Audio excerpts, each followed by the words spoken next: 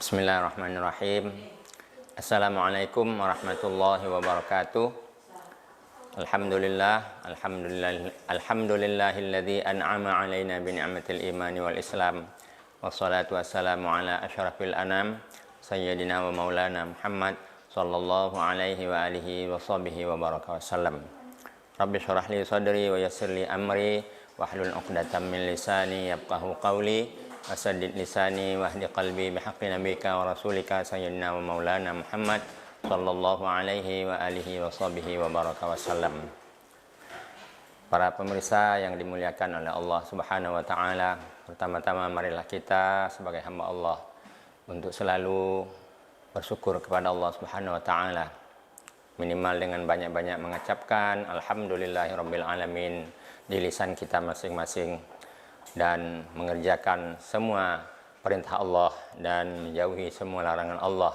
Itulah tanda syukur kita dengan perbuatan kepada Allah Subhanahu wa taala. Salawat dan salam kita haturkan kepada junjungan kita Nabi besar Muhammad sallallahu alaihi wa alihi wa sahbihi wa baraka wasallam. Allahumma shalli ala sayyidina Muhammad wa ala alihi wa sahbihi wa barik wa sallim ajma'in. Para pemirsa yang dimuliakan oleh Allah Subhanahu wa taala, sebagai hamba Allah, kita sering meminta kepada Allah Subhanahu wa taala dan kita sering berdoa kepada Allah Subhanahu wa taala. Kemudian juga kita juga sudah sering melakukan sholat yang 5 waktu. Tetapi ada pertanyaan di antara para hamba Allah bahwa ia telah banyak berdoa, telah banyak sholat, tetapi mengapa doa-doa beliau tidak ataupun belum dikabulkan oleh Allah Subhanahu wa taala? Jadi pertanyaan ini akan kita jawab pada sesi kali ini, bahwa menurut para ulama, kita mengerjakan sholat itu adalah tujuannya adalah melaksanakan perintah Allah yang pokok, yaitu sholat yang 5 waktu. Dan fungsi sholat diketahui bahwa di dalam Al-Quran disebutkan inna sholata tanha 'anil fahsya'i wal munkar, dan sholat yang 5 waktu itu adalah pencegah dari perbuatan keji dan mungkar. Kembali kepada pertanyaan tadi, bahwa ada banyak orang yang telah melaksanakan sholat yang 5 waktu tetapi masih mengerjakan maksiat dan tidak tercegah dari perbuatan keji dan mungkar. Mengapa bisa seperti itu? Jadi analisa dari beberapa para ulama mengatakan bahwa ketika orang sudah melaksanakan sholat yang 5 waktu, tetapi fungsi sholat yang 5 waktu itu tidak berfungsi pada dirinya, maka dia harus bertanya kepada dirinya sendiri. Dan dia harus memeriksa pada dirinya sendiri, apakah sholatnya sudah benar ataupun belum.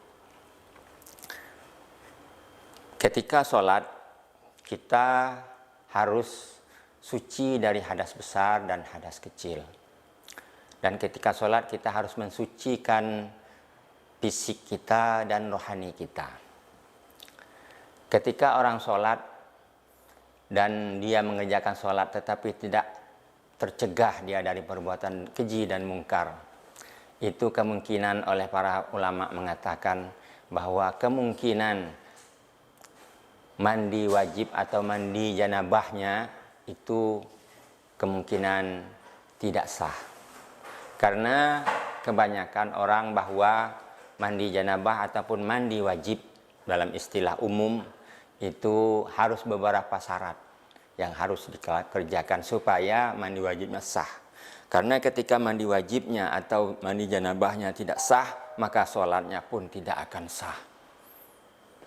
Kemudian yang perlu diperiksa lagi adalah ketika dia istinja, ketika dia mengerjakan ataupun membersihkan ketika buang air besar dan buang air kecil. Apakah airnya sudah suci atau belum? Atau kemungkinan dia membersihkan dari buang air kecil dan buang air besar tersebut kurang bersih airnya, sehingga ketika dia sholat dia membawa najis. Kemudian yang ketiga yang perlu diperiksa adalah ketika dia berwudu, benarkah cara wudhunya, benarkah rukun-rukun yang telah di dalam wudhu tersebut, dalam mengerjakan wudhu itu telah dilaksanakannya dengan baik. Kadang tidak sempurna dia membasuh mukanya, tidak sempurna dia membasuh tangannya dan lain-lainnya, sehingga sholatnya tidak sah.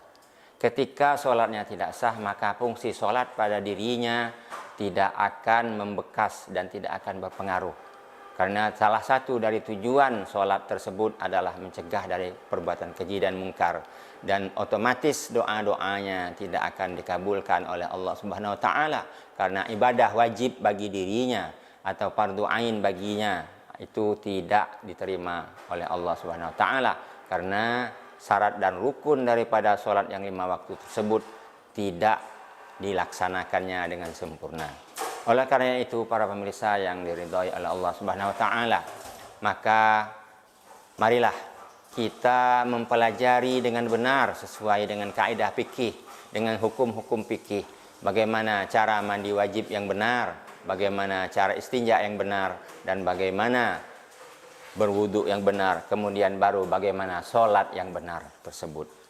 Karena sholat 5 waktu merupakan kewajiban ataupun fardu ain bagi setiap orang-orang yang sudah baligh, setiap orang yang sudah Islam, dan orang-orang yang mukmin dalam agama Islam. Demikianlah yang dapat kami sampaikan.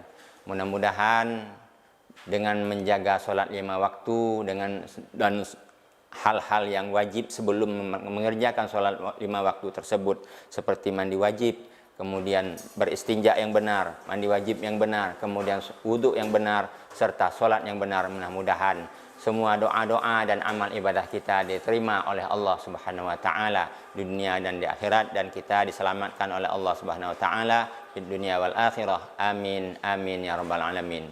Demikian yang dapat kami sampaikan, lebih kurang mohon maaf. Wabillahi taufiq wal hidayah, wallahul muwafiq ila aqwamit thoriq.